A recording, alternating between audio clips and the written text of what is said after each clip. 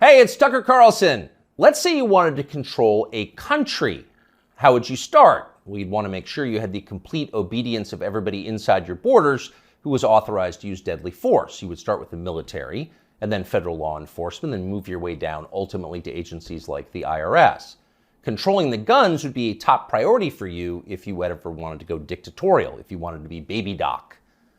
But let's say you had deeper ambitions. Let's say you wanted the power not simply to control people's behavior, but to control how they think, not just their bodies, but their minds, as a god would. In that case, you need to take charge of the society's taboos. A taboo is something that by popular consensus is not allowed. A taboo may not be illegal, but it doesn't need to be. Over time, social prohibitions are more powerful and more enduring than laws. Societies are defined by what they will not permit, as are famously religions. Muslims don't eat pork, neither do Orthodox Jews. Traditional Christians oppose extramarital sex. The Amish avoid electricity, and so on. American society isn't overtly religious, but it's governed by taboos, and it always has been. What's interesting is how fast our taboos are changing. This is not happening organically. What we're allowed to dislike is being dictated to us from above, sometimes by force. Until fairly recently, for example, it was taboo in this country to attack people on the basis of their race.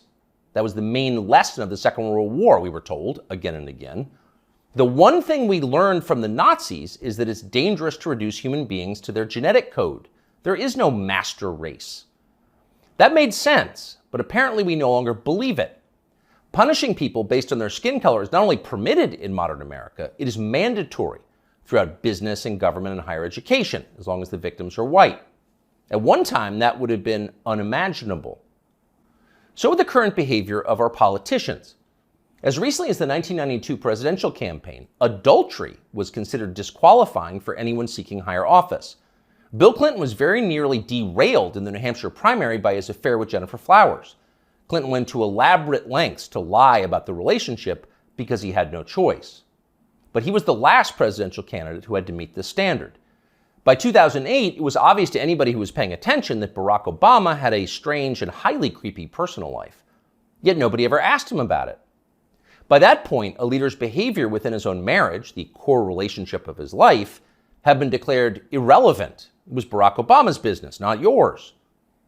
One by one, with increasing speed, our old taboos have been struck down. Those that remain have lost their moral force. Stealing, flaunting your wealth, striking women, smoking marijuana on the street, shameless public hypocrisy, taking other people's money for not working. All of these things used to be considered unacceptable in America, not anymore. So it probably shouldn't surprise us that the greatest taboo of all is teetering on the edge of acceptability: child molestation. A generation ago, talking to someone else's children about sex was widely considered grounds for a thrashing. Touching them sexually was effectively a death penalty offense. When Jeffrey Dahmer was bludgeoned to death in the bathroom of a Wisconsin prison in 1994, the Milwaukee district attorney had to caution the public not to turn Dahmer's killer into a folk hero. Jeffrey Dahmer had molested and murdered children. People felt justified in celebrating his death. 25 years later, that standard had changed dramatically in the state of Wisconsin, as in the rest of the country. In the summer of 2020, during the BLM riots in Kenosha, 17-year-old Kyle Rittenhouse defended his life from a convicted child molester called Joseph Rosenbaum. Rosenbaum was trying to kill Rittenhouse, so Rittenhouse shot him in self-defense. But it was Joseph Rosenbaum whom the media cast as the victim of the story. Kyle Rittenhouse, meanwhile, an underage boy fending off violence from a child molester, was denounced as the villain. Ultimately, he was indicted for murder. One of the things that this tells us is the people who run our country no longer see child molesters as the worst among us. It's never been more obvious than it was yesterday when the Wall Street Journal ran a long expose about kiddie porn on Instagram. Instagram, the journal found, quote, helps connect and promote a vast network of accounts openly devoted to the commission and purchase of underage sex content. Instagram connects pedophiles and connects them to content sellers of child pornography. In one instance, the paper discovered that Instagram was recommending the phrase incest toddlers to users who'd expressed interest in similar material. By the way, no one at Instagram denied that any of this had happened, nor did Mark Zuckerberg, who controls the company. The Journal story was accurate. It was all pretty shocking, but not as shocking as what happened next, which was effectively nothing at all. The largest circulation newspaper in the United States revealed that one of the world's most influential companies was promoting pedophilia, and nobody in power did anything about it. The Justice Department did not announce an investigation. Congress did not schedule hearings. The guy who runs Instagram, Adam Mosseri, still has his job. In fact, Mosseri's last tweet, which is pinned, is a video of himself bragging about how effective Instagram's algorithm is. Keep in mind as you watch this, it's real. People often talk about the algorithm, but there is no one algorithm for Instagram. There are many algorithms and ranking processes we use to try to personalize the experience to make it as interesting as we can for each and every person who uses Instagram. We believe in this idea of personalization. What you're interested in and what I'm interested in is different, and so therefore your Instagram and my Instagram should be different. What you're interested in and what I'm interested in is different, Mosseri explains patiently, so your Instagram feed will be different from mine. You're interested in children, that's why you're getting all the incest toddler posts. It's a highly personalized experience. That tweet is still up tonight. Of course, everybody at Instagram, in fact, everyone everywhere in authority, will still claim to think that child molestation is bad, but the tone has changed unmistakably. When they say it's bad, they mean it in a kind of abstract way. Bad like a civil war in Central Africa is bad. You wouldn't prefer it, but there are reasons it happens. That's why we now refer to pedophiles as minor attracted persons, because honestly, who can judge? These people are a sexual minority, so pause before you attack them. And in any case, it's not like pedophiles are barging into the Capitol building to sit in Nancy Pelosi's chair or asking uncomfortable questions about the last election. For miscreants like that, no punishment is too harsh. So far this month, the FBI's Washington field office has issued 11 press releases. 10 out of 11 have been about January 6th. Keep in mind that January 6th happened more than 2.5 years ago. Now you know why the feds were ignoring kid touchers on Instagram. They're too busy to respond. They've got much more important things to do, like finding white supremacists. White supremacists are America's new child molesters. We've got zero tolerance for white supremacists because no one threatens the life of this country more than they do. Here's Joe Biden once again making that very clear last month. To stand up against the poison of white supremacy, as I did my inaugural address, to single out as the most dangerous terrorist threat to our homeland is white supremacy.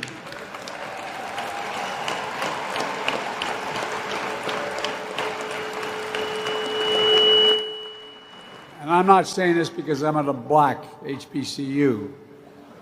I say it wherever I go. Pardon the feedback, but you heard the point. White supremacy is the most dangerous threat to the American homeland. Joe Biden just told us that. It's more dangerous than the threat of nuclear war with Russia. It's more dangerous than the threat of the Mexican drug cartels, who've already killed hundreds of thousands of Americans and are now in control of swaths of our southwestern states. White supremacy is that bad, Joe Biden says. In fact, it's worse. But what is it? That's the question. Can anyone in authority actually define white supremacy? What is it? Is white supremacy liking white people too much? If so, that's going to put those of us with white children in a pretty tough spot. Or is white supremacy something much more obviously bad, like trying to expel all non-whites from America and creating some kind of ethno-state? If that's Joe Biden's definition, what exactly is the scope of this threat? How many people are currently working on this American white ethno-state project? And what are the chances they're going to pull it off? Our guess is not very many and precisely zero. But we can't say for sure because no one has showed us the numbers. These are not rhetorical questions. When the President of the United States describes something as the worst possible crime Americans can commit, you have a right to know what that crime is. You used to have that right. Under our pre-revolutionary legal code before George Floyd, questions like these were easy to answer. A crime was defined as something that an elected legislature had explicitly banned, usually an act that hurt somebody else. In America, crimes were described precisely, with words in English and then preserved in books, which you could read yourself. If you ever wondered whether you were committing a crime, you could just look it up. You could know for sure whether you were a criminal. Now you can't. And needless to say, that's the point. The point of the exercise is to keep you off balance, to keep you afraid. When no one's willing to define the offense, you can't be sure whether or not you're committing it. You could be accused at any time and everything you have taken from you. You live in fear. Remember this guy? Emmanuel Cafferty was driving near a Black Lives Matter protest in Poway in his SDG&E truck when he says he noticed somebody following him and trying to get his attention. Later, that person posted a picture of him making what some believed is a white supremacy symbol on Twitter. Cafferty says he had no idea about any white power symbols and was just cracking his knuckles outside his window when the picture was taken of him. Later that day, he says he was notified by SDG&E that he would be suspended pending an investigation, and a few days later, he was fired. What that man did was so offensive, as you just saw, that local news had to blur the photograph of his hand. He was fired from his job. His life was destroyed for cracking his knuckles. He didn't know cracking his knuckles was racist, in his defense, but then nobody did until the day that poor Emmanuel Cafferty was unwise enough to crack them. When a crime has no definition, anyone can be guilty of it. It's hard to relax in a country like that. The old system was better. Government operated on the basis of laws, not amorphous moral terror. Politicians couldn't accuse you of something they couldn't define. The legal code was straightforward. Child molestation was a crime. Having unfashionable opinions was not. Outside of the public sphere, the population mostly governed itself, as it does in every society, and used taboos to do it. You knew what was allowed and what wasn't because the rules didn't change very often. The taboos were organic. They derived from collective experience and instinct, the two most reliable guides to life. They evolved for a reason. They still do. Our job at this point is to protect them, despite the hectoring, the nonstop hectoring from the people in charge. You know the outlines of right and wrong. You're born knowing them. So don't let them talk you out of what you can smell. Don't let them rationalize away your intuitive moral sense. Cling to your taboos like your life depends on them, because it does. Hey, it's Tucker Carlson. This spring, word began to circulate in Washington that the House Oversight Committee, under its new chairman, Congressman Jamie Comer, had discovered criminal behavior after reviewing thousands of pages of the Biden family's bank records. Now, publicly, to the extent they responded at all, the White House dismissed the investigation as, of course, politically motivated. In any case, irrelevant. Hunter Biden was an adult, so his business dealings had nothing at all to do with his father, in this case, the President of the United States. But in private, everybody understood it wasn't quite that simple. There has long been overwhelming evidence that Joe and Hunter Biden's financial lives are not separate at all, but deeply intertwined. On Hunter Biden's laptop, there's a suggestion that the two of them even at one point shared a bank account. And of course, Hunter Biden wrote himself that he kicked back cash from his foreign business deals to his father. He wrote that bitterly. So the Oversight Committee's investigation was potentially a disaster for the White House, a scandal, possibly even the prelude to criminal charges. So in order to get ahead of all of that, Joe Biden's handlers did the one thing they could do.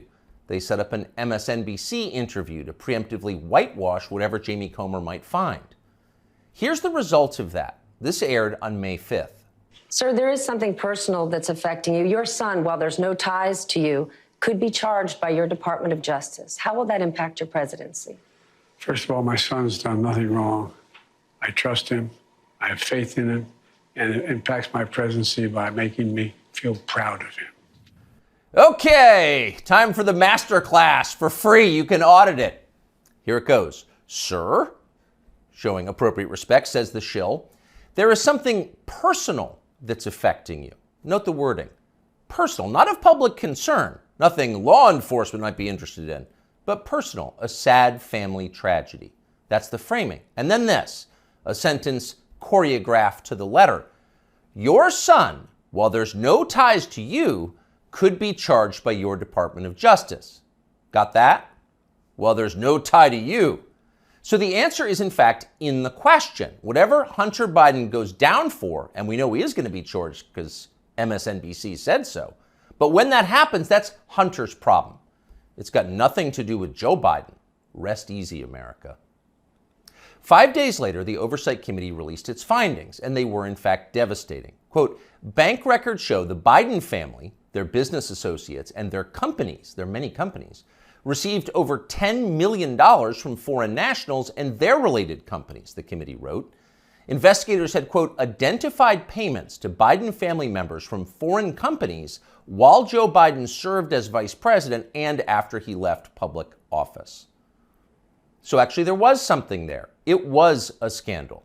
Racketeering, money laundering, wire fraud, those are some of the crimes the Bidens seem to have committed, in addition, of course, to selling out the United States for cash. So what would happen to them? Well, Donald Trump had an idea, quote, they'll hit Hunter with something small to make their strike on me look fair. Trump wrote that about 2 weeks ago, and it turned out those were prescient words. This morning, Hunter Biden pleaded guilty to pretty much nothing. Biden pled to 2 misdemeanor tax evasion charges, then entered a diversion on a federal gun charge. That's it. As far as Merrick Garland's Justice Department is concerned, Hunter Biden is done. There was no pre-dawn raid carried live simultaneously on CNN. There was no perp walk, no handcuffs, no press conference. Above all, there was no felony. Hunter Biden, who broke federal gun laws, can still carry a gun. It's like it all never happened. In fact, the Justice Department just baptized Hunter Biden, a lifetime of sins washed away in an instant. It was a secular miracle. Most miraculous of all, Hunter Biden somehow escaped a FARA charge. FARA is the Foreign Agent Registration Act, and it is exactly what its name suggests. Under federal law, if you are acting as an agent of a foreign nation in Washington, you are required to register with our government to let everybody know.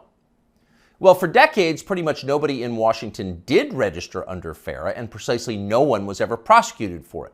No one. But starting several years ago, the Justice Department began sending people to prison on FARA violations. The official explanation was, we're cracking down on foreign influence in Washington. And of course, privately, everyone in Washington laughed. They knew that was absurd. In fact, it's the opposite of the truth. Foreign powers have never had more power in Washington. Their agents are everywhere, in every federal agency and throughout business, down to and including in executive positions at various social media companies. The Biden administration knows all of this, and it's not a problem. In fact, it's their policy. From the administration's perspective, the concerns and the demands of, say, the Chinese government, or particularly the Ukrainian government, are far more important than the needs of American voters. We're cracking down on foreign influence. Please. The point, the only point of enforcing FARA, after decades of ignoring it, is to harass and imprison high-profile political opponents. Trump donor Elliot Broidy pled to a FARA violation a few years ago. So did Trump campaign manager, famously Paul Manafort. He went to prison. Last year, the DOJ went after Trump confidant Steve Wynn under FARA. But in the end, the Biden administration overreached so comically that the whole thing was thrown out by a judge. But they tried. So as long as they're trying, if it was a fair system, Hunter Biden would be first on the list of those next to be charged with a FARA violation. In fact, many of them. Hunter Biden was a foreign agent. He never registered as one. But for years, that's exactly what he was. He sold access to his father and other lawmakers to the Chinese and the Ukrainians and countries throughout the world. There's no debate about that. The FBI has known about it for years. For years, they've had possession of Hunter Biden's laptop. But they didn't charge him for it today. They never will. Why? Well, you know the answer. Hunter Biden has good genes. A more interesting question, though, which is another question the feds will never consider, is what does Hunter Biden do for a living now? This is a man with no obvious job and, of course, zero skills. He spent midlife smoking crack. Yet somehow he's managed to live pretty well despite rising inflation. He's been living in big houses in the costliest residential neighborhoods in the world. He's been paying his stripper baby mama $20 grand a month in child support. And he has retained a team of the most expensive lawyers in the country who spend quite a bit of time sending threatening letters to anyone who asks questions about how they're being paid. We can confirm that firsthand. So again, what does Hunter Biden do for work? That's a fair question. And tonight we have the answer. For years, Hunter Biden was an influence peddler. Now, Hunter Biden is a self-actualizer. He self-actualizes for a living. He gets in touch with himself, his feelings, and he follows his muse. Here he is explaining his new vocation in a 2019 ABC News interview. This is new. It's your studio. Yeah. But now he's opening the doors to a place never captured by a paparazzi's lens, his refuge, an art studio where he finds solace in painting. What's the goal eventually? No goal. That's the perfect part about it. It's just, it literally keeps me sane. His refuge, far from the paparazzi's lens. In other words, we're not the paparazzi, we're ABC News. What's the goal of this? Your refuge. There's no goal, he says, grinning with those fake teeth. It just keeps me sane. But actually, there was a goal. And if you didn't know what a virtuous person Hunter Biden was, you might think it looked a lot like money laundering. 2 years after that interview, Hunter Biden was selling prints of his art. And to be clear, just the prints, not the, quote, art itself, but effectively photocopies of it for $75,000 a pop. Apparently, Hunter Biden moved 5 of these repros in just days.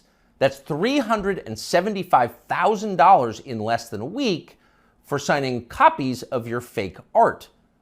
As for the paintings themselves, childish self-indulgent blots, those sold for $500,000 apiece. So the question is, who bought them and why? It'd be interesting to know. There's a story there for sure, but of course we have no right to know. There's no public policy implication. It's not like Hunter Biden's finances have anything to do with his father's finances. Meanwhile, once his father did become president, corporate publisher Simon & Schuster lined up as well to pay Hunter Biden's bills.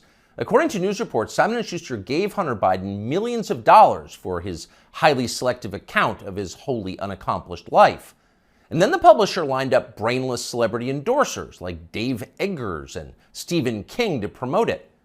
King, who apparently will say anything if it helps the party, called Hunter Biden's silly manuscript a, quote, harrowing and compulsively readable memoir. And then Stephen King described Hunter Biden himself as beautiful. Needless to say, the book sold miserably, but Hunter Biden got to keep the millions, and that was the point. And so on. This kind of thing apparently happened a lot.